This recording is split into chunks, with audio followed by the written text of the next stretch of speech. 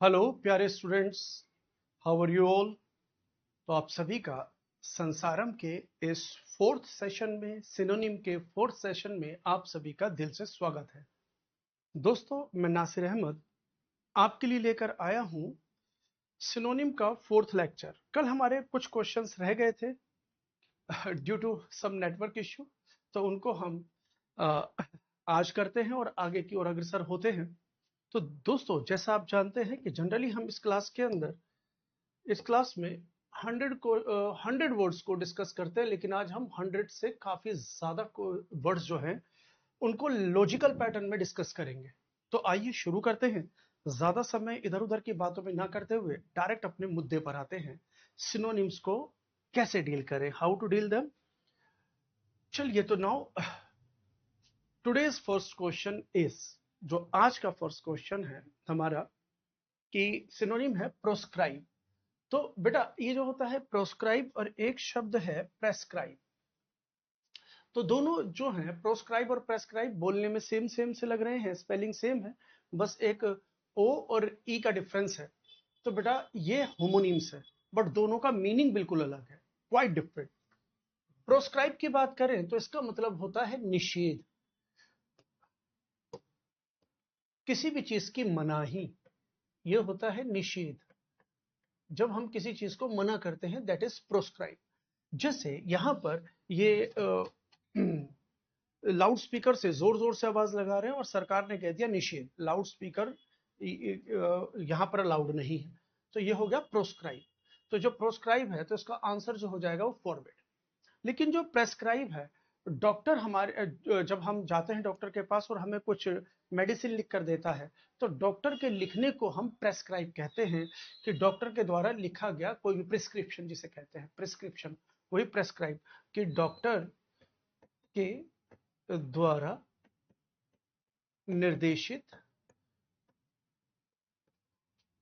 Doctor के द्वारा जो निर्देशित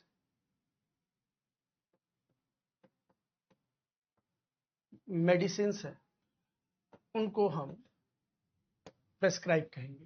फॉर्मल क्या होता है? फॉर्मल इनफॉर्मल आपने सुना होगा, औपचारिक अनौपचारिक, फॉर्मेलिटीज, है ना। तो जो ऑफिशियल चीजें होती हैं तो इनको कहते हैं औपचारिक चीजें, जो ऑफिशियल होती है, औपचारिक चीजें। और बात करते हैं एक्सेप्ट, टू एक्सेप्ट समथिंग, स्वीकार लेना, एडॉप्ट समथिंग, स्वीकारना किसी भी चीज का। तो आंसर हमने ले लिया है इसका फॉरबिड। फॉरबिड एक वर्ब है जिसका मतलब है मना करना, और every verb has 5 forms. Forbid की जो 5 फॉर्म्स हैं, forbid, forbade, forbidden, forbidding, forbids. Done. तो ये वर्ड क्लियर हो गया आपका। तो ये हमारा होमोनिम भी क्लियर है, प्रोस्क्राइब प्रेस्क्राइब, होमोनिम भी क्लियर है। ठीक है, चलिए नेक्स्ट वर्ड हमारी स्क्रीन पर, ट्यूमुल्टस, है ना।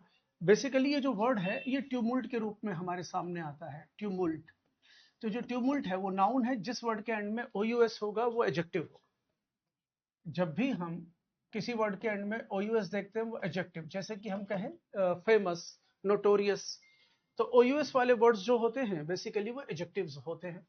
तो ये ट्यूमुल्ट से ट्यूमुल्ट क्या कहते हैं, ट्यूमुल्टस बन गया। इसका मतलब होता है किसी प्रकार की अशांति, किसी भी प्रकार की अशांति होना, किसी प्रकार की अफरा तफरी होना, किसी प्रकार का उथल पुथल होना, उथल पुथल होना, तो ये ट्यूमुल्ट होता है, उथल पुथल होना, ट्यूमुल्ट। तो यहाँ पर आप देख सकते हैं कि जो सिचुएशन है ये सिचुएशन ट्यूमुल्टस सिचुएशन है। तो यहाँ पर चीजें थोड़ी ऊपर नीचे हैं, उतार चढ़ाव है, यहाँ पर अशांति है, यहाँ पर अशांति है। तो ये जो सिचुएशन है, ये सिचुएशन जो है यहाँ पर ट्यूमुल्ट हो गया है, ट्यूमुल्टस सिचुएशन है। तो उथल पुथल की बात करें तो अब क्या कहते हैं, कोजिंग ग्रीफ, कहता है ऐसी चीज जिसकी वजह से कोई दुख पैदा हो, जिसकी वजह से दुख पैदा हो। तो एक तो इसका मीनिंग ये, क्योंकि कॉजिंग ग्रीफ, तो भाई दुख तो, अब ऐसा है कि आप जुआ खेलो, दुख तो ऐसा भी हो जाएगा, आप जुआ खेलो पैसे हार गए तो दुख तो उससे भी होगा, लेकिन उसे ट्यूमुल्टस थोड़ी कह सकते हैं। ठीक है, तो फिर आंसर ये बनेगा नहीं, ग्रीफ। कॉजिंग इलनेस, भाई जिससे बीमारी हो जाए, तो इलनेस क्या होगा, बीमारी, जिससे बीमारी पैदा हो, तो फिर आंसर ये भी नहीं बनेगा। ये कहता है कॉजिंग फियर, जिससे डर लगने लगे, कॉजिंग फियर, तो जिससे डर लगने लगे, तो कहता है भाई ऐसी सिचुएशन में तो डर लगेगा, तो आंसर कॉजिंग फियर हो सकता है। लेकिन डर, डर तो हमें एग्जाम आने वाला है उससे भी लगने लगता है, कि यार डर के कल रिजल्ट है और आज आएगा, क्या कहते हैं कल रिजल्ट है, आज एक दिन पहले दिल धड़कता है एकदम। ये हमने कितना फेस किया है कि एग्जाम से पहले या एग्जाम पे जब जाते तो यार एग्जाम कैसा होगा कैसा नहीं होगा। तो डर तो उस चीज का भी है। डर तो बच्चों को माँ बाप से रहता है। अब डर तो भूत का भी लगता है लोगों को। अब डर तो कितने प्रकार का भी होता है, लेकिन जिससे डिस्टरबेंस पैदा हो। अब जब डिस्टरबेंस होती है तो फियर भी हो सकता है, उससे बीमारी चोट लगेगी तो बीमारियां भी होंगी भैया जी, और ग्रीफ भी होगा। तो आंसर जो होगा कॉजिंग डिस्टरबेंस, जिससे डिस्टरबेंस पैदा हो जाए। क्लियर हुआ कि नहीं? ठीक है बेटा। अगला अगला वर्ड हमारी स्क्रीन पर तो देखो ये क्या है, इनकॉन्ग्रुअस। अब देखो इनकॉन्ग्रुअस जो वर्ड है वो एडजेक्टिव है। क्यों ये एडजेक्टिव क्यों है? क्योंकि इसके एंड में हमने इनकॉन्ग्रुअस जो देखा, क्या देखा, इस वर्ड के जो एंड है, इस वर्ड के एंड में है OUS, और जिस वर्ड के एंड में OUS होता है इट बिकम्स एडजेक्टिव, इनकॉन्ग्रुअस। इसको भी देख लो कि इनका मतलब जो होता है बेटा, जिस वर्ड के एंड में IN होता है ना ज्यादातर, जैसे इंटेलिजेंट है तो इंटेलिजेंट वाला इन नहीं, वैसे जनरली तो जैसे है ना, तो हम बात करते हैं कि जब इन लगता है किसी वर्ड के शुरू में तो वो वर्ड हो जाता है नो, नेगेटिव बताता है, नेगेटिव हो जाता है। तो कॉन्ग्रुअस क्या होता है? मेल खाना, किसी चीज से आप सुटेबल, कॉन्ग्रुअस होता है सुटेबल, किसी चीज से आप कोई भी चीज मेल खा जाए। अगर कोई चीज किसी चीज से मेल खा रही है तो कॉन्ग्रुअस है। और इनका मतलब नो, कोई चीज किसी चीज से मेल ना खाए तो इनकॉन्ग्रुअस, जिसे हम कहते हैं बेमेल, जिसका मेल ही ना हो, not suitable, not suitable, not appropriate, जो उचित ना हो, नॉट अप्रोप्रिएट। अगर इस सिचुएशन को देखो, अब जरा इस पिक को देखो, आप क्लियर कर पाएंगे। बट अब कोट पैंट पहनकर ये बंदा कोट पैंट पहनकर बीच पे पहुंच गया, तो यहाँ की सिचुएशन के अकॉर्डिंग इसका जो ड्रेसअप है क्या मेल खा रहा है? नहीं मेल खा रहा। तो यहाँ पर ये जो सिचुएशन है कि इनकॉन्ग्रुअस सिचुएशन हो जाएगी, इनकॉन्ग्रुअस, बेमेल, मेल ही नहीं हो रहा है बिल्कुल भी इस ड्रेसअप का, और बीच पर जाने का कोई मेल ही नहीं है कि बीच की अपनी ड्रेसेस है, ड्रेसेस का बीच पर तो नो ड्रेसेस है।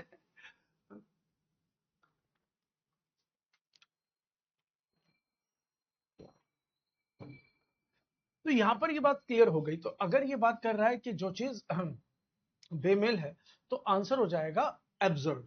इसका मतलब होता है बेतुका, मतलब जो तर्क संगत ना हो।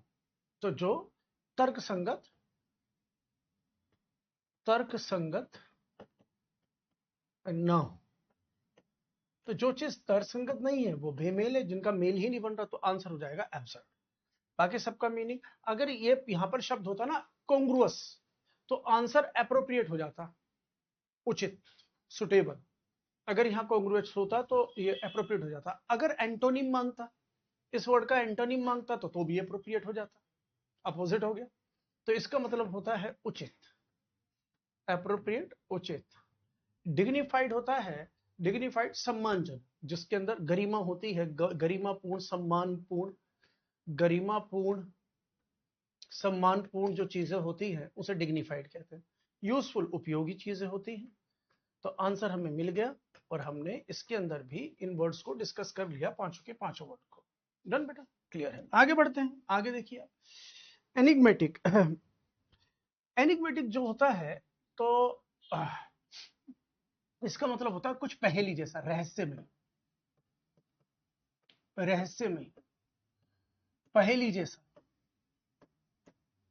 पहेली जैसा, जिसके बारे में मतलब जिसके बारे में जानना थोड़ा सा मुश्किल हो, जिसको सडनली मतलब जिसको जानना बड़ा डिफिकल्ट हो, तो वो क्या होगा, पहली ऐसी चीज होती है, रहस्यमय चीजें होती है जिनको जानना बड़ा मुश्किल है। अब ये ऊपर चढ़ता जा रहा है भाई, अब ये कौन है, जगह कैसी है, किधर पहुंच रहा है, तो ये थोड़ी रहस्यमयी जगह है। तो ऐसी ऐसी सिचुएशन को, ऐसी जगह को, ऐसे पर्सन को एनिग्मेटिक कहें। अब मैंने भी एक वर्ड और बताया था, एक तो एडजेक्टिव, कौन सा शब्द बताया था, OUS।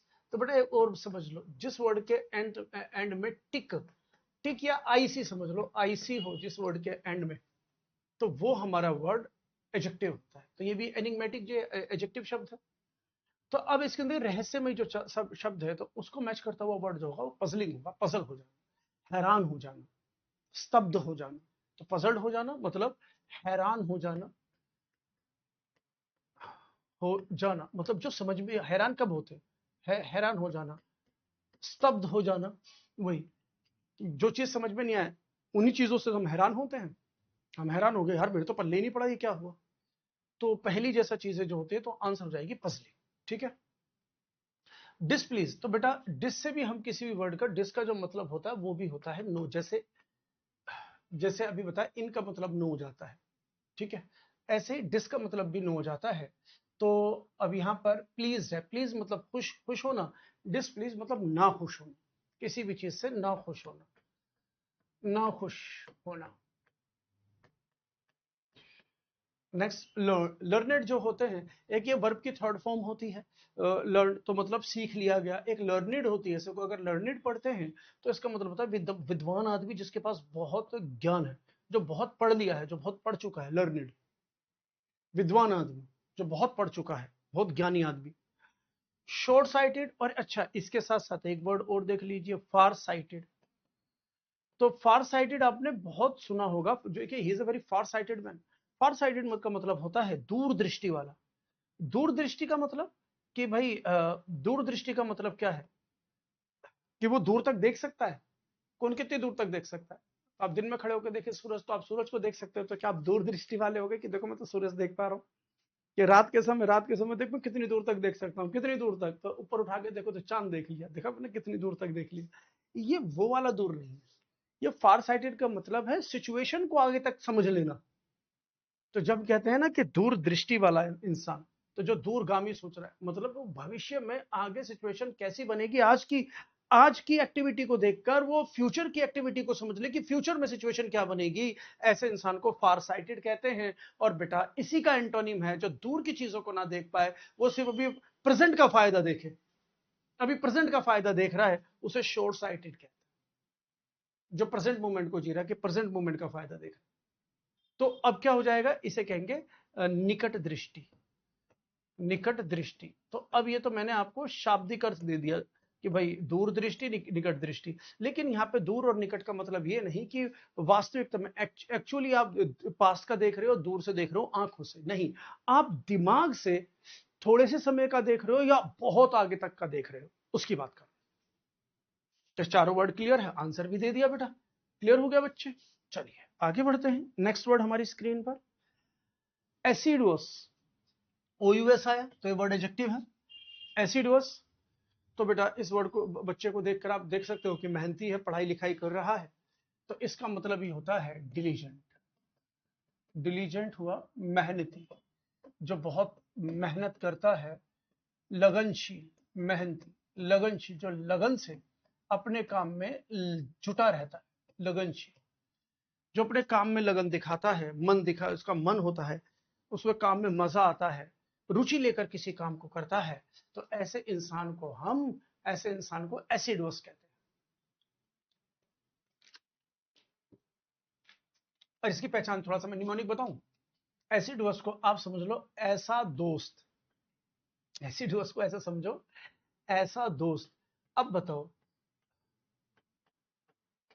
ऐसा दोस्त, एसिडोस ऐसा दोस्त, या ऐसी दोस्त लड़की मान ले तो भाई ऐसा मतलब ऐसी दोस्त कि भाई जो मेहनती हो, काम करे, मतलब लगनशील हो, जो हमें भी प्रेरित करे। तो ऐसा दोस्त, ऐसी दोस्त कौन नहीं चाहेगा, हर कोई चाहेगा कि ऐसी दोस्त मिले। बेवकूफ दोस्त कौन चाहता है ना। बेवकूफ तो कोई दुश्मन भी नहीं चाहता, उनके दुश्मन भी हो तो वो भी समझदार हो। तो ऐसी दोस्त जो होती है, तो ऐसी दोस्त सभी को चाहिए। कैसे दोस्त, तो मेहनती हो, लगनशील हो।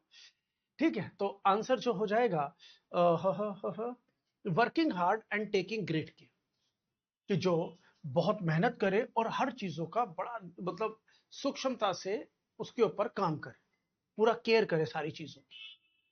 तो सूक्ष्मता से हर चीज की केयर करे, ऐसी दोस्त हर कोई चाहेगा। तो आंसर हो जाएगा सी, डन। अंशियस क्या होता है, किसी चिंतित होना, किसी बात को लेकर चिंतित रहना, अंशियस हो जाएगा। इनडिफरेंट टू वंस सराउंडिंग्स, कि भैया इनडिफरेंट, कोई ऐसा इंसान उसके आजू बाजू क्या चल रहा है उसे पता ही नहीं है, तो उदासीन, अपनी आजू बाजू की चीजों से बिल्कुल उदासीन, के एपैथेटिक है, कि होने दो जो हो रहा है दुनिया में, कोई मतलब ही नहीं अपनी सराउंडिंग से। तो ये तो इसका एंटोनिम हो जाएगा, ये तो एंटोनिम हो जाएगा इसका। Too much worried about one's health, कि जो अपनी हेल्थ को लेकर बहुत ज्यादा कॉन्शियस, तो जो हेल्थ को लेकर बहुत ज्यादा कॉन्शियस है ये उसकी बात कर रहा है, लेकिन ये बात कर रहा है मेहनती होने। तो यहाँ पर आंसर जो है सी ही मैच करेगा। क्लियर हो गया? चलिए अगला वर्ड लेते हैं हमारी स्क्रीन पर, यूबिक्यूटस। इस शब्द को देख लें, यूबिक्यूटस। अब ये तो एक एडजेक्टिव है। अच्छा, इसका एक सिनोनिम और बताता हूँ, बहुत बेहतरीन। क्योंकि यूबिक्यूटस और जो मैं अब वर्ड बताने जा रहा हूँ ये वन वर्ड सब्स्टिट्यूशन में ज्यादा पूछे जाते हैं बेटा। फिलहाल ये सिनोनिम में भी पूछा गया, तो आप क्या ही कर सकते हैं, उसकी तो बेटे एग्जामिनर की मर्जी है। वो चाहे एक ही वर्ड के सिनोनिम पूछ ले या एक वर्ड का ही उसी वर्ड का एंटोनिम पूछ ले, इसी वर्ड का वन वर्ड सब्स्टिट्यूशन। तो ये वन वर्ड सब्स्टिट्यूशन में ज्यादा आते हैं, लेकिन अब इसे सिनोनिम में पूछा हुआ है। तो don't you what do you think कि क्या ये एंटोनिम में नहीं आएगा? आ सकता है भाई। तो इसका पहले सिनोनिम देखो, तो इसका सिनोनिम जो होगा omni present.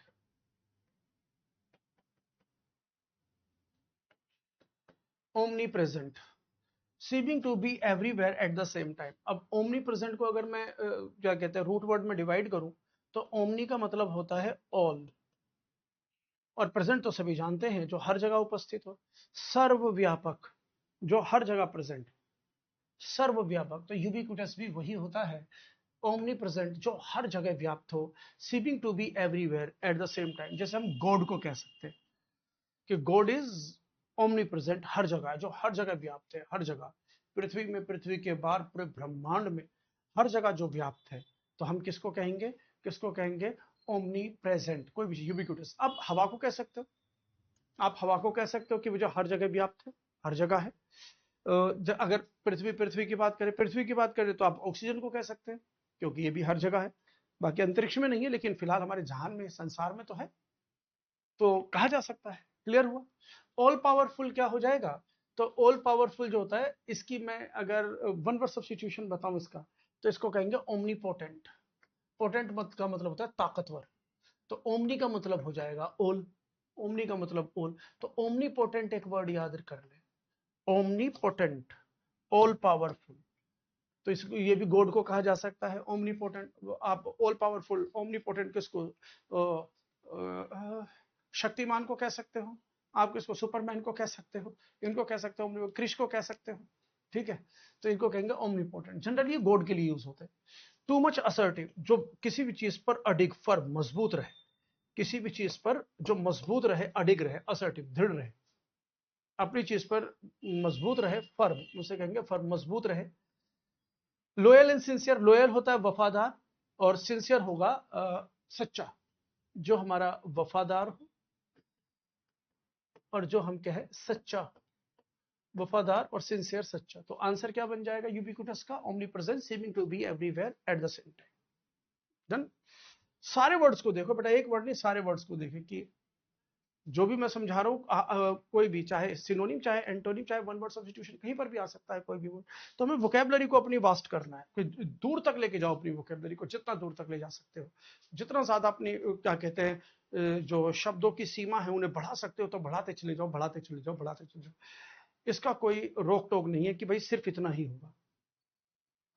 Endowment, endowment, endowment का मतलब होता है, अगर आप किसी को दान दे रहे हो, आप किसी को गिफ्ट दे रहे हो, तो गिफ्ट देने को हिंदी में क्या कहेंगे? उपहार। अगर आप किसी को दान दे रहे हो, आप किसी को उपहार दे रहे हो, इवन आप अपनी संपत्ति का कुछ हिस्सा दे रहे हो, है ना, आप अपनी संपत्ति का कुछ हिस्सा दे रहे हो, तो वो सब चीजें क्या हो जाएंगी? एंडोवमेंट। तो देखो, ये यहाँ पर दान दे रहा है, उपहार दे रहा है, कि उपहार दे रहा है कि हमारे पास कुछ संपत्ति है, उसका हिस्सा हम दे रहे हैं, तो इसे कह देंगे एंडोवमेंट, देना, किसी को दान देना। तो अगर आपको ये बात समझ में आ गई, दान देना, है ना, अगर आपको ये बात समझ में आ गई है, दान देना, तो बेटा ये तो इसका जो हमारा सिनोनिम बनेगा, इस वर्ड का जो सिनोनिम होगा दान देना, तो दैट इज बिक्वेस्ट। ये होगा हमारा बिक्वेस्ट, दान देना, बिक्वेस्ट। तो अब ये जो बिक्वेस्ट है, इसका मतलब क्या हुआ?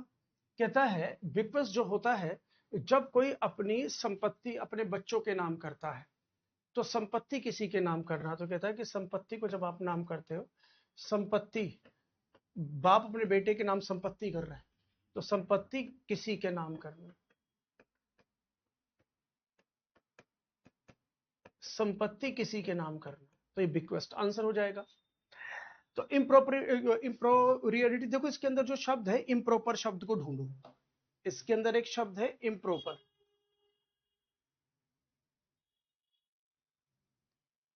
इसके अंदर एक शब्द है इम्प्रोप्रियटी में एक शब्द है इम्प्रॉपर। ये इम्प्रॉपर वर्ड से बना, तो जो क्या होता है, जो अनुचित हो, जो उचित ना हो, जो चीज है अनुचित है। इम्प्रॉपर है तो जो चीज है अनुचित है, उचित नहीं, अनुचित, इम्प्रॉपर है। इनकॉन्ग्रुइटी, अभी देखो इनकॉन्ग्रुअस किया था हमने।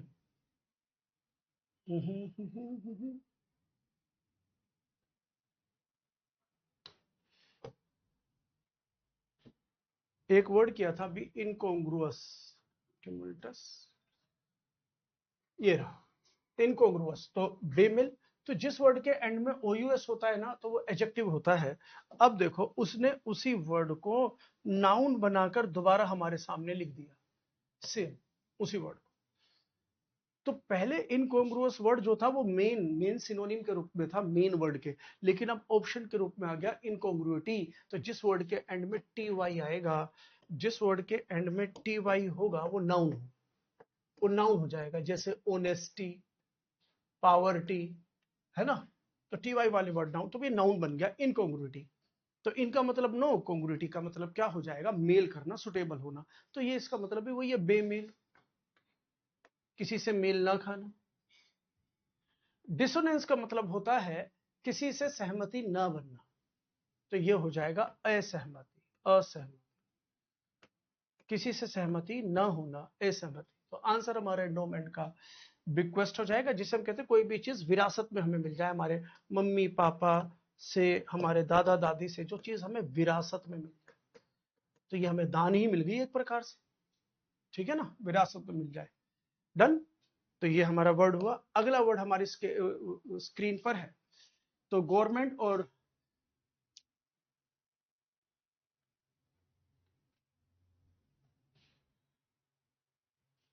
चलिए अगला वर्ड जो स्क्रीन पर है उसे देखिए बेटा। ये इसका मिलता जुलता एक वर्ड है जिसको हम इसका क्या कहेंगे,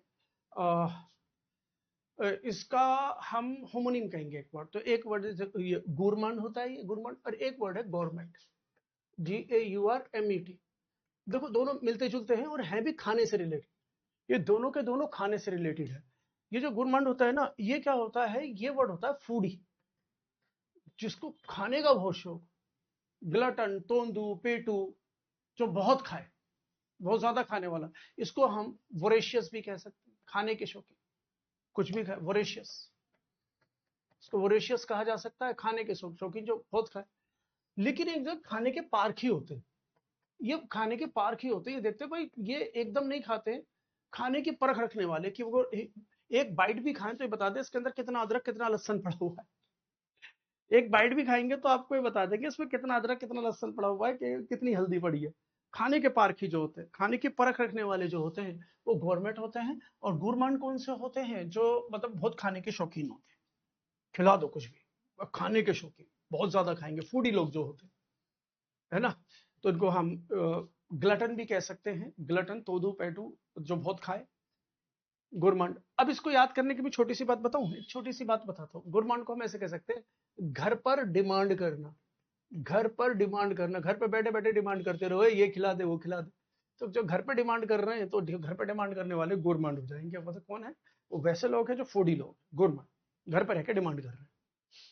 तो अगर आंसर, अगर ये क्लियर हो गया तो बेटा आंसर हो जाएगा कोनेश्योर। कोनेश्योर होते किसी भी चीज के पारखी, किसी भी चीज की परख रखने वाले, चाहे म्यूजिक हो चाहे डांस हो, किसी भी चीज की परख रखने वाले जो लोग होते हैं कोनेश्योर, पारखी होते हैं। लेकिन ये बेसिकली फूड की के लिए ज्यादा यूज होता है। पारसी, मैंने पारसी लिख दिया, सॉरी, पारखी, परख रखने वाले, पारखी, परख रखने वाले। तो बेसिकली खाने की, लेकिन इनको परख किसी भी चीज की है भाई। कनेश्योर वो लोग होंगे जिनको नॉलेज और जो परख है, हर किसी भी पर्टिकुलर चीज की परख हो, लेकिन ज्यादातर ये फूड के लिए यूज होता है।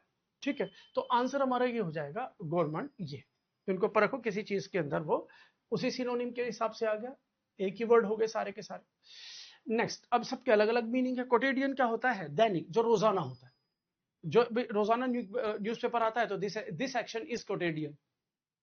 रोजाना वॉशरूम जाते हो, तो दिस एक्शन इज कोटेडियन। तो कोई भी चीज जो दैनिक है, जो रोजाना होती है, वो कोटेडियन है, तो इसे कहेंगे दैनिक, जो रोजाना हो, दैनिक। टेम्परेंस, अब टेम्परेंस और एक वर्ड है टेम्परेंस, एक वर्ड है टेम्परामेंट। देख लीजिए बेटा, एक इन दोनों का मैंने क्या बताया है अभी आपको, होमोनिम। अब मैं इसका भी होमोनिम बताता हूं। एक टेम्परेंस है और एक है टेम्परामेंट। टेम्परेंस और टेम्परामेंट देखने में सेम सेम है, इसलिए ये होमोनिम है, लेकिन मीनिंग अलग है इनके। तो बेटा टेम्परामेंट का मतलब होता है किसी का भी स्वभाव, किसी भी सिचुएशन में वास्तविक स्वभाव, नेचर। टेम्परामेंट होता है स्वभाव, नेचर। लेकिन टेम्परेंस बोलेंगे तो इसका मतलब होता है संयम। संयम मतलब सब्र, मतलब पेशेंस, सब्र रखना। लेकिन सब्र किस चीज में, तो किसी भी चीज में सब्र रखना, लेकिन दो चीजों के सब्र की बात करता है ये, कि दो चीजों में सब्र रखना, खाने और पीने में। एक तो आपका खाना, खाना फूड, एंड दूसरा ड्रिंक, कि शराब में पीने में संयम, के भाई 2 पैग हो गए, 3 हो गए, बस बस बस गदाधारी भीम रुक जा, खाने में बस यार इतना खा लिया और नहीं। जो संयम रखे कि नहीं यार ज्यादा नहीं खाना, तो ये संयम रखने वाले। अगर इसका एंटोनिम पूछता तो यही होता, ये संयम नहीं रख रहे, खा लिया, लेकिन ये संयम पेशेंस रखे हो, तो इसका एंटोनिम हो जाएगा। तो अब टेम्परेंस और टेम्परामेंट में फर्क देख लीजिए, टेम्परेंस और टेम्परामेंट में फर्क देख लीजिए। एक प्रोपेगेट, आप बहुत एक वर्ड सुनते होंगे सोशल मीडिया पर, एक वर्ड बहुत ज्यादा सुनते होंगे, that is propaganda. That is propaganda, कि कोई भी फिल्म आती है, अगर वो प्रचार कर रही है लेकिन गलत प्रचार कर रही है, तो गलत प्रचार कर रही तो से प्रोपेगेंडा है कि भाई ये प्रचार कर रहे हैं, ये एंटरटेनमेंट के लिए नहीं है, ये प्रचारक है और वो भी गलत प्रचार कर रहे हैं।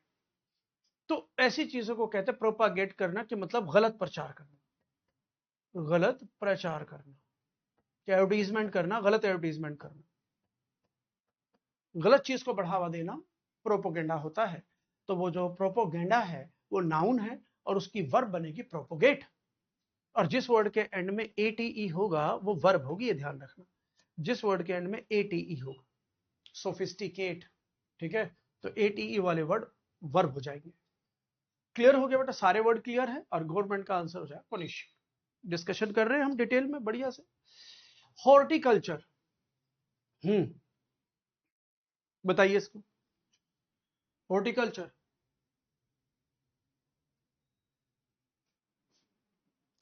तो देखिए, इसकी अगर मैं हिंदी बोलूं तो इसकी जो हिंदी है ना हॉर्टिकल्चर, अमिताभ बच्चन की फिल्म आई थी बागवानी, बागवान। तो बागवान से ना बागवानी करने वाला, तो बागवान होता है, ये बागवानी है, तो मतलब कृषि या खेती कर रहा, तो ये हो जाएगा बागवानी। तो बागवानी का मतलब कृषि या खेती करना, बागवानी, कृषि या खेती करना। तो ये कृषि या खेती करना, ये बागवानी कर रही है। बाकी ये दो वर्ड से जुड़कर बना, एक होता है होर्टी, और एक होर्टी, और एक हो गया कल्चर। तो ये दो वर्डों से जुड़कर बना है, तो होर्टी का मतलब हो जाएगा बगीचा, बाग, और बेटा इसका मतलब होता है कल्चर का खेती। कल्चर के सभ्यता भी होती है, कल्चर के कई मीनिंग, तो यहाँ पे इसका मीनिंग है खेती। तो जाएगा होर्टी कल्चर, तो बागवानी करना मतलब बगीचे की खेती करना। तो आंसर कहाँ जाएगा, कल्टीवेशन, क्योंकि कल्टीवेशन का मतलब होता है कृषि करना।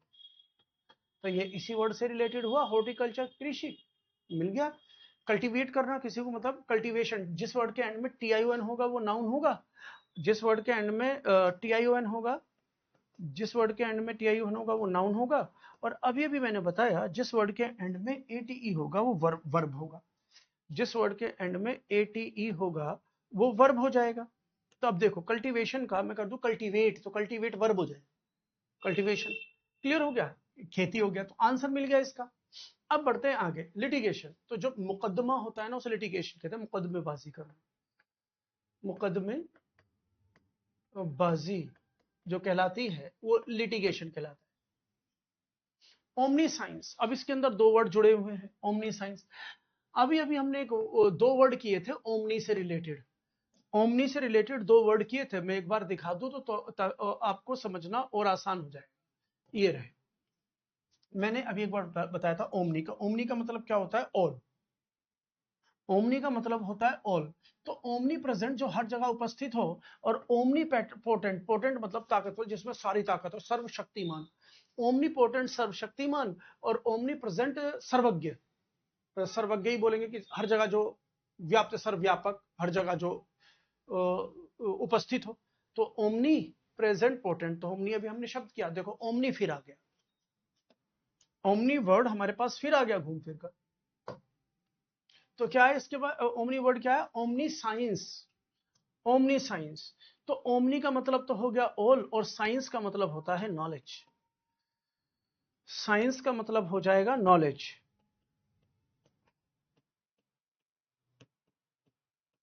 ओमनी साइंस नॉलेज, तो मतलब सब चीज के ज्ञान रखने वाला, तो इसे कहते हैं सर्वज्ञानी, हर चीज का ज्ञान। तो सर्वज्ञानी भी गॉड को ही कहेंगे हम जनरली, सर्वज्ञानी। बाकी आप किसी को कह सकते हैं जिसके पास अच्छा ज्ञान है, आप कह सकते हैं यार बड़ा सर्वज्ञानी है भाई, ये तो हर चीज का ज्ञान है इसे, तो सर्वज्ञानी। नेसेंट जो होता है ना, वैसे तो इसका मतलब होता है नवजात। अब आप नवजात शिशु से इसे कनेक्ट कर लें, लेकिन बात शिशु की नहीं है। कोई भी चीज, नवजात पौधा भी हो सकता है जो नवजात है, जो नवजात, नव मतलब नया, जात मतलब जिसका जन्म हुआ है। तो अब कोई, अब नेसेंट आप ऐसे समझ लो कि अगर मैं नेसेंट की बात करूं, तो बिजनेस करा है वो बिल्कुल शुरुआती दौर में है, तो वो नेसेंट है, बिजनेस है। कोई भी चीज जो शुरुआती, अभी किसी से दोस्ती हुई है, फ्रेंडशिप हुई है, अभी बिल्कुल शुरुआती दौर में है, तो वो नेसेंट है। किसी रिलेशनशिप में आए हैं तो भाई अभी नेसेंट, अभी भी शादी हुई है, तो वो जो रिलेशन है वो नेसेंट है। तो नवजात जो बिल्कुल अभी अभी का हो, हाल ही का हो, जिसे कहते हैं आरंभिक, जिसे हम कहेंगे आरंभिक अवस्था। अब वो किसी भी चीज की हो सकती है। डन बच्चे, तो ओमनी का मतलब ओल हुआ, और साइंस का मतलब नॉलेज हुआ, जैसे हर प्रकार की नॉलेज है, तो वही हो जाएगा सत्य। डन, आगे बढ़ते हैं। बैशफुल, बैशफुल आंसर में क्या ले रहा है? गैरुलस, कावर्ड, शाय, एक्सप्रेसिव। अब ये क्या कर रही है? अभी ये क्या कर रही है? शर्मा रही है। तो बेशफुल होता है शर्मीला, बेशफुल होगा शर्मीला, बेशफुल होगा संकोची, जो संकोच रखे, जिसे शर्म आए चीजों में, संकोची जिसे शर्म आए चीजों में, तो उसे हम बैशफुल कहेंगे।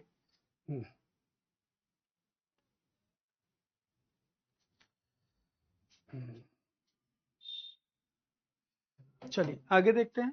तो गैरुलस, गैरुलस जो होता है ना, बेसिकली ये होता है बातूनी, बातूनी। अब इसके लिए बहुत सारे सिनोनिम है गैरुलस के लिए, बातूनी जो है। इसे आप चैटरबॉक्स भी कह सकते हैं, जो बहुत बातें करे। चैट से बना, आप चैट करते हैं ना मोबाइल में, चैट से क्या बना? चैटरबॉक्स, जो बहुत ज्यादा बातें करे। अच्छा, अब चैटरबॉक्स के साथ साथ आप टॉक करते हैं, तो जो बातें करता है टॉक करते हैं, तो टॉक वर्ड से ही वर्ड बना टॉकेटिव, बहुत बातें करने वाला। अब स्पीक, स्पीक का थर्ड फॉर्म होता है स्पोकन, स्पोकन। इसके साथ जो बातें करे, लेकिन बातें कुछ ज्यादा ही हद से बाहर करे, आउटस्पोकन, बेबाक, टॉकेटिव, चैटरबॉक्स। तो कितने सारे वर्ड हो गए, इसका मतलब हो गया बातूनी, बहुत बोलने वाला। तो इसके कितने सारे सिनोनिम हो। कावर्ड क्या हुआ? ये कावर्ड जो हुआ, इसका सिनोनिम हो जाएगा टिमिड, टिमिड। और टिमिड क्या होता है? टाइमरस, जो होते हैं कायरर लोग, डरने वाले, डरपोक, कायर या डरपोक लोग। कायर या डरपोक लोगों को हम कावर्ड कहेंगे, ठीक है। शाय, तो अब ये भी शर्मीला, संकोची, तो इसका मतलब भी क्या है? शर्मीला। तो आंसर क्या हो जाएगा इसका? शाय, बेश। एक्सप्रेसिव, जो अपनी बात को एक्सप्रेस करना जाने, तो जो अपनी भावनाओं को व्यक्त करना जाने, तो भावनाओं को, एक्सप्रेसिव होता है भावनाओं को व्यक्त करने वाला, भावनाओं को व्यक्त करने वाला, जो अपनी भावनाओं को पूरी तरह से व्यक्त कर दे। कई बार क्या होता है, मन के जो विचार हैं उनको हम शब्दों का रूप नहीं दे पाते। कई बार स्टूडेंट से हम बोलते हैं चलो इसका आंसर दो। अब वो जो आंसर दे रहा है, वो क्लास में बैठे हुए 100 बच्चे, एक बच्चे से मैंने क्वेश्चन पूछा इसका कि भाई इसका आंसर बताओ। उसने जो आंसर दिया वो समझ में किसी के नहीं आया, लेकिन उसकी भावनाओं को एज ए टीचर मैं समझ गया। तो जब हम किसी की भावनाओं को समझ जाते हैं, तो कई बार हम अपनी भावनाओं को शब्दों में नहीं बयान कर पाते। तो जो इंसान अपनी भावनाओं को अपने शब्दों से बयान कर दे, तो उस सब इंसान को एक्सप्रेसिव कहेंगे, एक्सप्रेसिव कहेंगे कि ने एक्सप्रेस कर दिया अपनी भावनाओं, ठीक है। डन, आंसर मिल गया इसका। नेक्स्ट, जोवियल, बताइए इसका आंसर, सोचिए। जोवियल, सोच के कनेक्ट कीजिए, क्या होगा इसका आंसर। जोवियल, देखिए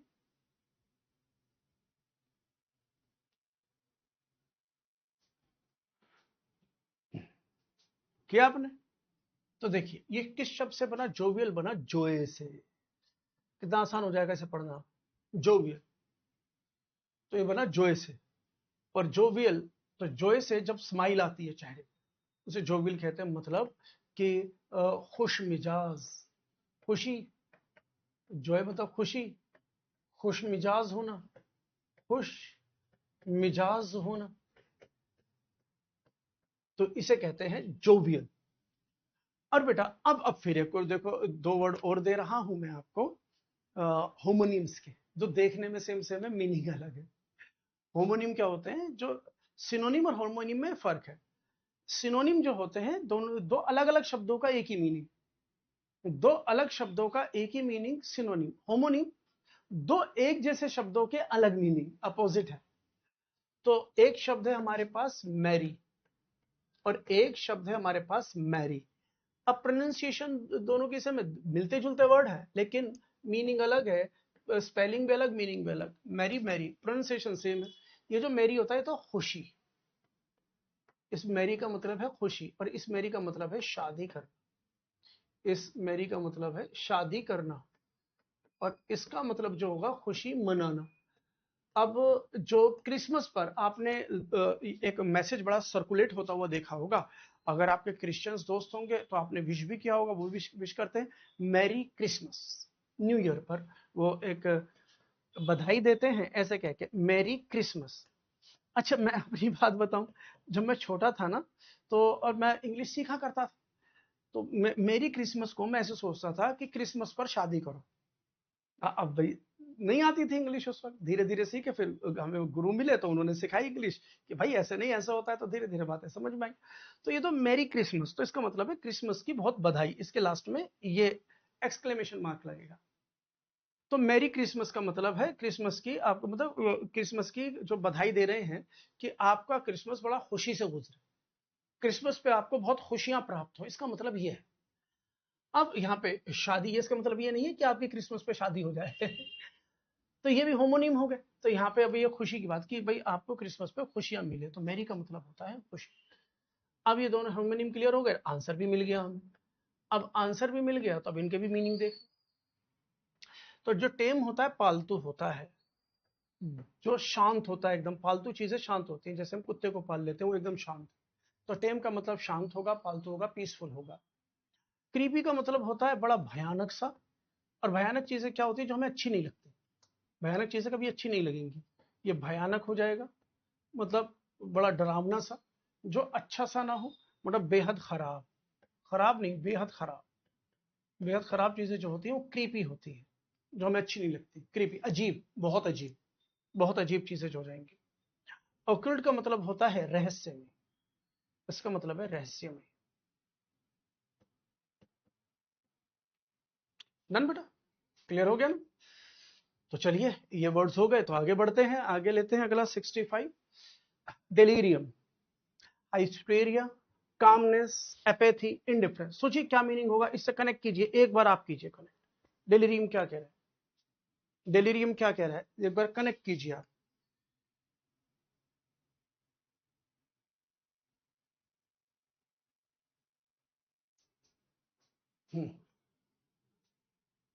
किया कनेक्ट, मैं समझाता हूं, अब देखो। डेलीरियम, अब डेलीरियम के अंदर ऐसे मान है, इसके अंदर एक वर्ड आ गया दिल। अब इसके अंदर समझ लो, दिल और दिमाग आउट ऑफ कंट्रोल हो जाना बीमारी के कारण। डेलीरियम से माने दिल और दिमाग आउट ऑफ कंट्रोल हो जाना।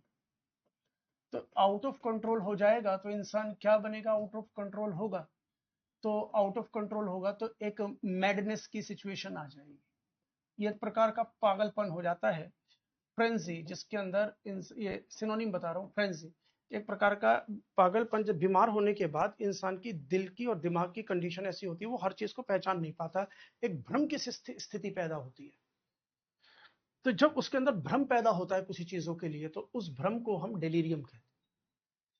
उस पागलपन को, उस फ्रेंजीनेस को, दिल और दिमाग जो कंट्रोल आउट ऑफ कंट्रोल हो रहा है, तो डिलीरियम कहेंगे। तो दिल और दिमाग में पता नहीं क्या क्या चीजें, कुछ भी चीजें आ रही है दिल दिमाग परेशान, ये जनरली बीमारी के कारण होता है। तो दिल दिमाग जब परेशान हो, दिल का दिमाग से कनेक्शन ना रहे और इंसान कुछ भी सोच रहा है, तो उसे कहेंगे डिलीरियम। अगर ये बात समझ में आई तो आंसर होगा हाइस्टेरिया। अब हाइस्टेरिया क्या होता है?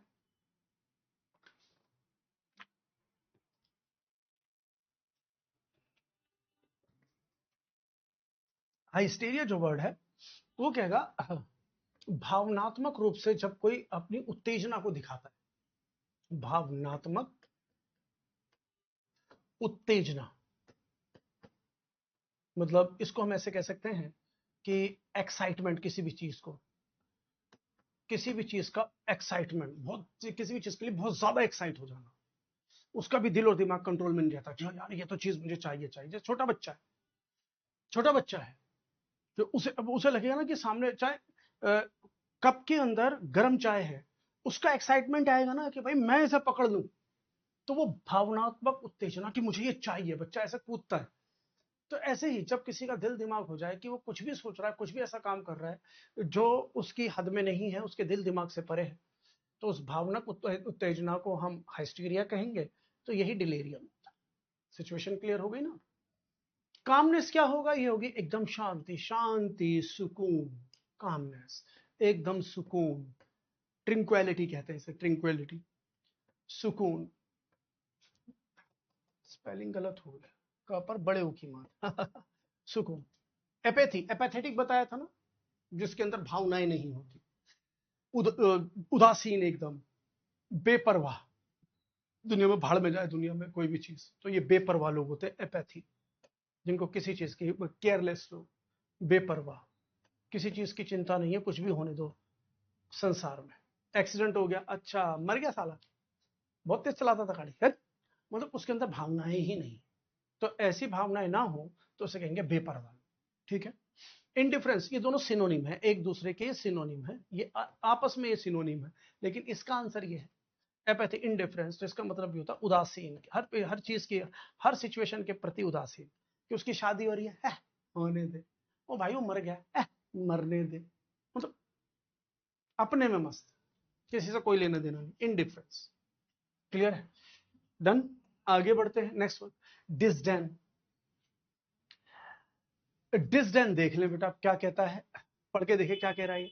डिसडेन को कैपिचुलेट, एसिमिलेट, स्पर्न, सैंक्शन, तो क्या कह रहा है आप एक बार सोचिए।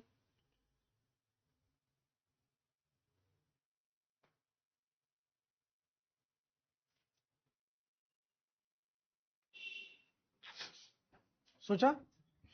देखिए, अब डिसडेन का मतलब होता है टू हेट, किसी से नफरत करना, टू हेट, डिसडेन। और इसका एक मीनिंग और है कि किसी को छोटा, निम्न, अपने से कम समझना, छोटा समझना, अपने से मतलब तुच्छ समझना, जिसे हम कहते हैं, तुच्छ शब्द देकर तुच्छ समझना। तो जिससे हम, जिसको हम तुच्छ समझते हैं, जैसे आज के समय में हम किसी को तो जैसे कहते हैं ना कि जाति प्रथा के हिसाब से कि भाई ये तो नीची जाति का है, ऊंची जाति का है, तो क्या समझ रहे हैं, ऐसा करके क्या कर रहे हैं हम, किसी दूसरे को तुच्छ समझ रहे हैं ना, उसको हम अपने लेवल का नहीं समझ पा रहे हैं, उसको हम नहीं मान रहे कि वो हमारे लेवल का है। तो ऐसी सिचुएशन में हम जो कहेंगे वो हो जाएगा डिसडेन। तो डिसडेन जो होगा, इसका आंसर हो जाएगा स्पर्न। अब जो स्पर्न है, किसी का तिरस्कार का, तिरस्कार क्या होता है? तिरस्कार होगा किसी की बेइज्जती करना। तो आप बेइज्जती किसकी करेंगे? जिसको आप अपने से अपने काबिल नहीं समझ रहे। तो इसका आंसर हो जाएगा ये, जिसको आप तुच्छ समझ रहे हो उसकी बेइज्जती करोगे, तिरस्कार करोगे, उसकी इंसल्ट करोगे। जिसे नफरत करोगे उसी की इंसल्ट करोगे। जिसे प्यार करते हो उसकी इंसल्ट क्यों करोगे? उसको तो डिफेंड करोगे ना हर सिचुएशन में। ठीक है? तो अब यहां पर जो कहता है कैपिचुलेट, कहता है आत्मसमर्पण, हार मान लेना, आत्मसमर्पण। आत्मसमर्पण कर लेना मतलब हार मान लेना, समर्पण, ऐसे। आत्मसमर्पण, हार मान लेना। एसिमिलेट का मतलब होता है किसी भी चीज को आत्मसात करना। आत्मसात करना मतलब अपने में मिला लेना। जैसे अब किसी की टेरिटरी इतनी है, वो अपनी टेरिटरी को बढ़ाकर यहाँ के एरिया को अपने एरिया में मिला लिया, तो इसे कहते हैं आत्मसात करना। चीजों को अपने अंदर संजो लेना, अपने अंदर मिला लेना, तो इसे एसिमिलेट कहते हैं। तो मिलेट, देखो मिलेट से में मिलाना, अपने में मिला लेना, इसको कहते हैं आत्मसात करना। आत्मसात करना। अब आपने सुना होगा कि यार मेरा लोन सैंक्शन नहीं हुआ। मेरा लोन तो सैंक्शन हो गया, मेरी छुट्टियां सैंक्शन नहीं, मेरी छुट्टियां तो सैंक्शन होगी। तो इसका मतलब होता है किसी भी चीज की मंजूरी। इसका मतलब है किसी भी चीज की मंजूरी तो कहलाएगा सैंक्शन। किसी भी चीज की मंजूरी सॉरी, किसी भी चीज की मंजूरी सैंक्शन हो जाएगा। तो आंसर हो जाएगा हमारा डिसडेंट का स्पर्न, बेइज्जती करना, किसी की बेइज्जती करना। डन। नेक्स्ट ले लेते हैं, डिबेस्ड, एमिनेबल, अगला जो है अनएमिनेबल, करप्टेड, एग्रेंडाइज। तो बताइए डिबेस्ड, डिबेस्ड को देखिए बेस से बनाइए, कैसे बना होगा? तो डिबेस्ड क्या बना होगा?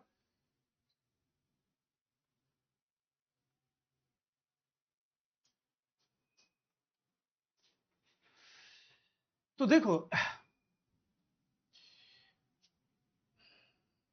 अगर हम कहते हैं ना इनेबल, तो उसके साथ एम लगाते हैं एमिनेबल। एमिनेबल हमने बोला तो इसका मतलब होता है वो होगा आज्ञाकारी। ऐसे समझे, आज्ञाकारी। मीनिंग समझ लेते हैं पहले, इनका मीनिंग समझते हैं फिर इस पर आते हैं। जैसे कहते हैं आज्ञाकारी, और बेटा अन लग के, अन का मतलब होता है नो। नो, यूएन जिस वर्ड से लेगा, जिस वर्ड से पहले लगेगा प्रीफिक्स, तो इसका मतलब हो जाएगा नो। तो यही तो लिखा है एमिनेबल, तो ये रहा एमिनेबल, उससे पहले अन लग गया, तो ये क्या हुआ? इसी का अपोजिट हो गया, इसका एंटोनिम हो गया। ये आज्ञाकारी है तो ये अवज्ञाकारी है। अवज्ञाकारी है मतलब ये क्या कहना चाहता है? ये आज्ञाकारी है, ये कहने को मानता है, ये कहना नहीं मानता। ये ओबीडियंट है, डिसोबीडियंट है। करप्ट क्या होता है? भ्रष्ट होता है, जो चीज खराब हो जाए भ्रष्ट हो जाता है। जो चीज खराब हो जाए, नष्ट हो जाए, हमारे अंदर से ईमानदारी नष्ट हो जाएगी तभी तो हम भ्रष्ट हैं। किसी भी चीज का नष्ट हो जाना। एग्रेंडाइज, एग्रेंडाइज क्या होता है कि किसी भी चीज को बड़ा चढ़ाकर बताना, अतिशयोक्ति जिसे कहते हैं हम, तो बड़ा चढ़ाकर बताना। अब जैसे हम कहें, कहते भाई दो दोस्त आपस में बात कर रहे हैं कि अरे तेरी कंपनी में किसी क्लर्क की जरूरत है कि हाँ। अरे भाई मेरे पास एक लड़का है, क्या बढ़िया बंदा है, कैसा खटाखट खटाखट काम करता है यार, यूं ही काम कर देता है सारा, टाइम से आता है, टाइम से जाता है, छुट्टियां नहीं लेता। अब मैं क्या कर रहा हूँ, उसकी बात को बड़ा चढ़ाकर बता रहा हूँ। तो action for this word is aggrandise, बड़ा चढ़ाकर बताना। ये आगे समझ लो। अब आते हैं डिबेस। अब बेटा किसी भी चीज के बेस को डी, मोनेटाइज, डीमोनेटाइज। तो मोनेटाइज मनी से रिलेटेड है, मनी से मना मोनेटाइज, कि पैसों का चलन बनाना, तो उसे कहेंगे मोनेटाइज। और डी लग गया तो नेगेटिव हो गया, डिमोनेटाइज। तो डिमोनेटाइज क्या हो जाएगा कि पैसों के चलन को बंद करना। बहुत डिमोनेटाइजेशन आप सभी जानते हैं। तो डी का मतलब होता है नो। तो जिसके एन का मतलब नो, तो ऐसे डी का मतलब भी नो होता है, डिमोनेटाइज। तो अगर आपको ये बात समझ में आई, तो ये बेस किसी चीज का आधार होना, तो डी का मतलब है किसी की भी चीज को, आधार को खत्म करना। तो इसका मतलब है किसी के भी स्तर को गिरा देना, खत्म कर देना। तो किसी भी चीज के स्तर को गिरा देना, स्तर गिराना, किसी के भी लेवल को, स्तर को, किसी की भी प्रतिष्ठा को गिरा देना। तो इन्हें क्या कर दिया? गिरा दिया, स्तर खत्म कर दिया, इसे हरा दिया, इसके घमंड को या इसके गौरव को खत्म कर दिया। चाहे घमंडी था वो भी खत्म, इसका गौरव था वो भी खत्म। तो इसके बेस को, इसे डिबेस कर दिया गया, स्तर गिरा दिया, खत्म कर दिया गया, इसको जीरो कर दिया। तो क्या हो जाएगा? नष्ट कर दिया। अब नष्ट कर दिया तो करप्ट होगा कि नहीं होगा? नष्ट कर दिया तो करप्ट कर दिया, खराब कर दिया, खत्म कर दिया। डन। चलिए जी अगला लेते हैं। अगला वर्ड आपके स्क्रीन पर कैप्रीशियस। इसके 4 वर्ड दे रखे हैं, देखिए। Stead fast, arbitrary, stable, cautious. चलो इसके अंदर मैं आपको पहले 2 वर्ड का, आज बहुत आ रहे हैं होमोनिम्स। एक वर्ड और देख लो, एक वर्ड और देख लो बेटा। एक वर्ड आर्बिट्रेटरी और एक वर्ड होता है आर्बिट्रेटर। एक होता है आर्बिट्रेटर, एक होता है आर्बिट्रेटरी। अब दोनों मिलने दिखने में तो सेम सेम है, तो इसलिए ये होमोनीम है, लेकिन मीनिंग बिल्कुल अलग है। मीनिंग बिल्कुल अलग है, इसलिए मीनिंग बिल्कुल अलग है, इसलिए ये होमोनीम्स। होमोनीम्स। अगर मैं आर्बिट्रेटर की बात करूं तो बेटा होता है मध्यस्थता करने वाला, मध्यस्थता करने वाला। जो दो पार्टी हैं, दो पार्टी है, उनके बीच में लड़ाई हो गई, भाई एक पार्टी ये है एक पार्टी ये है, दोनों के बीच में लड़ाई होगी, तो इनके बीच में जो मध्यस्थता करवा रहा है तो उसे कहेंगे मीडिएटर, जिसे हम कहेंगे बिचौलिया। एक सही वर्ड जो है बिचौलिया, आर्बिट्रेटर। लेकिन एक आर्बिट्रेटरी का मतलब क्या होता है? मनमाना। मनमाना कि आप अपने मन से कर रहे हैं, जो भी कुछ कर रहे हैं, आप मनमानी चीजें कर रहे हैं, आपकी कोई भी मतलब आपके ऊपर कोई जोर जबरदस्ती नहीं है, आप मनमाना कोई भी काम कर रहा है जो वो आर्बिट्रेटरी हो जाएगा। अपने मन से कोई भी काम कर रहा है, किसी की कोई सलाह नहीं मान रहा, सुनेगा सबकी, करेगा मन की। तो जो सबकी सुने करे मन की, आर्बिट्रेटरी मनमानी चीजें कर रहे हैं। तो दो अलग वर्ड हैं, तो ये क्या हुआ? ये भी हमारा होमोनिम्स हुआ।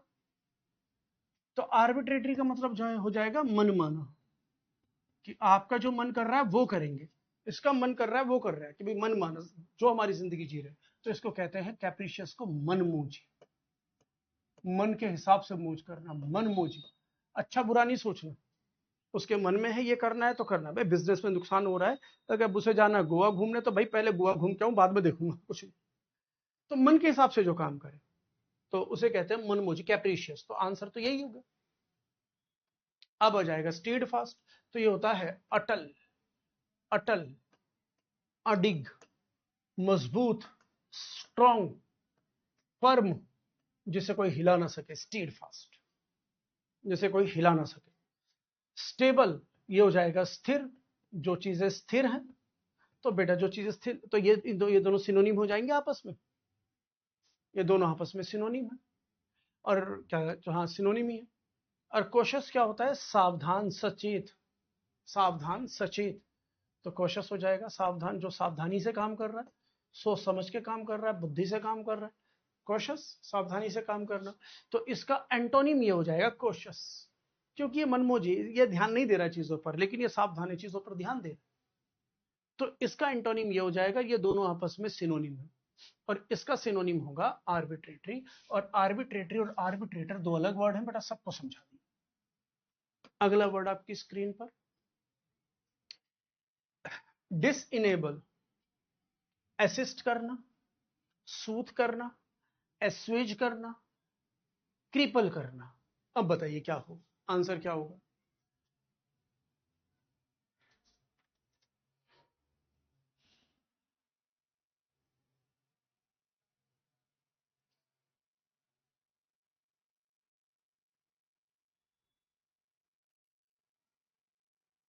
अब देखें, इसको दो वर्ड में डिवाइड करो। इसके अंदर एक वर्ड है डिस, तो डिस का मतलब होता है नो, डिस का मतलब हो जाएगा नो।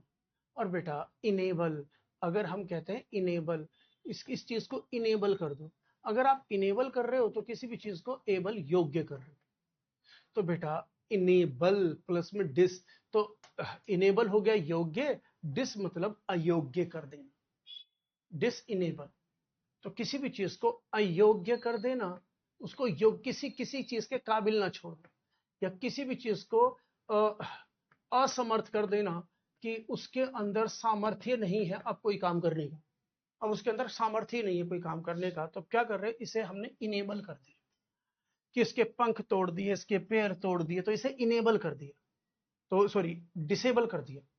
अगर इसके पंख बना दो, इसके पैर लगा दो, इसको हर चीज से मजबूत कर दो, तो क्या हो जाएगा? इनेबल, तब तो योग्य हो जाएगा। ये इनेबल होती है चीजें योग्य हो जाना, और उसके अंदर हमने डिस लगा दिया, तो डिस इनेबल का मतलब है चीजें अयोग्य, खत्म कर दी।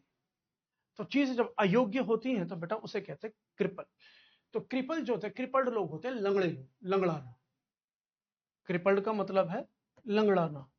और अगर कोई लंगड़ा रहा है तो इसका मतलब यह है कि वो असमर्थ है, वो योग्य नहीं है किसी चीज के। कि भाई चलने के योग्य नहीं है, ये से मान लो, और चलने के लिए योग्य नहीं है, और डिसेबल भी होता है किसी चीज के योग्य ना होना, तो भाई इसका आंसर जो होगा ये। क्लियर है? लेकिन ये सिर्फ पैरों के लिए, लंगड़ाहट के लिए। और बात करते हैं एसेस, तो इसका मतलब होता है सहयोगी, इसका मतलब हो जाएगा सहयोगी। सूत मतलब शांत, एस्वेज का मतलब है कम करना, कम करना, एस्वेज का मतलब है कम करना, मतलब किसका, दुख का, दर्द का कम करना। किस चीज को, अपने दुख को, दर्द को, दुख को, दर्द को, टेंशन को, इनको कम करने को एस्वेज कहते हैं। दुख, दर्द, परेशानी, तो नेगेटिव चीजों को कम करना एस्वेज हो जाएगा, नेगेटिव चीजों को कम करना एस्वेज हो जाएगा। क्लियर हुआ कि नहीं? तो डिसेबल, असमर्थ करना, और लंगड़ाहट अगर किसी के अंदर, तो वो क्या है, वो अयोग्य है किसी ना किसी चीज के, तो चलने के अयोग्य है, तो आंसर क्रिपल बनेगा। डन बेटा। चलिए अगला लेते हैं। अगला आपकी स्क्रीन पर वेरिटेबल जेन्युइन, जेन्युइन है, और इम्पाइन है, आगे वोसिफेरस है, लेटेंट है। चलिए बताइए, आंसर बताइए इसका। वाटर ड्रिंक लो मैं तब तक।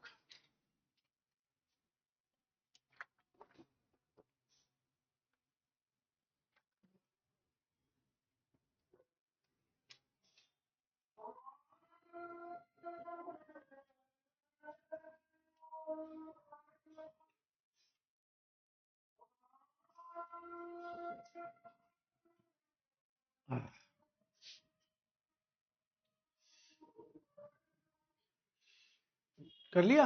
चलिए देखिए, इनके मीनिंग में से बताता हूँ। लेटेंट का मतलब होता है छिपा हुआ होना, छुपा हुआ, जिसे कहते हैं हम गुप्त। अभी एक प्रोग्राम आता है ना, इंडियाज गोट टैलेंट, नहीं लेटेंट। लेटेंट का मतलब छुपी हुई बातें, गालियां वालियां बकते हैं ना उसमें, वो समय रहना जो है, तो वो लेटेंट यही है, ये गप्त नहीं, गुप्त। वेसिफोरस का मतलब हो जाएगा जोरदार आवाज में बोलना, जोरदार आवाज में बोलना, तो जोरदार आवाज में बोलना। अब ये क्या हो जाएगा, इम्प्यून, तो इम्प्यून का मतलब होता है किसी की आलोचना, क्रिटिसाइज, बुराई करना, कमियां निकालना, आलोचना करना। और जेन्युइन क्या होता है, असली, वास्तविक, जो नकली ना हो, असली हो, वास्तविक हो, असली हो, जेन्युइन है, तो इसका मतलब ही होता है वास्तविक। वास्तविक चीजें, वेरिटेबल, वास्तविक चीजें जो होती हैं, वास्तविक, जो रियल है, वो फेक नहीं है, आंसर हो जाएगा जेन्युइन, वेरिटेबल। तो जो वेरिटेबल होगा वो होगा जेन्युइन, वास्तविक, जिन चीजों का अस्तित्व है, जिन चीजों का अस्तित्व है। ठीक है ना? तो ये उसका आंसर हो जाएगा। अगर ये बात समझ में आ गई तो अगला आंसर आपकी स्क्रीन। चलिए अगला आंसर आपकी स्क्रीन पर। टाइम कितना हो गया? तो वैसे तो टाइम हो ही गया, तो एक काम करते हैं, इसको अगली क्लास में करते हैं। ठीक है, इसको अगली क्लास में करते हैं। अगली क्लास में इसको खत्म कर लेंगे, जितनी देर की भी क्लास होगी, तो इसको पूरे 100 कर लेंगे, 72 को अगली क्लास में हम 100 तक खत्म कर लेंगे। ठीक है बेटा, मिलते हैं अगली क्लास में, तब तक के लिए सी यू, टाटा, बाय बाय, जय हिंद, जय भारत।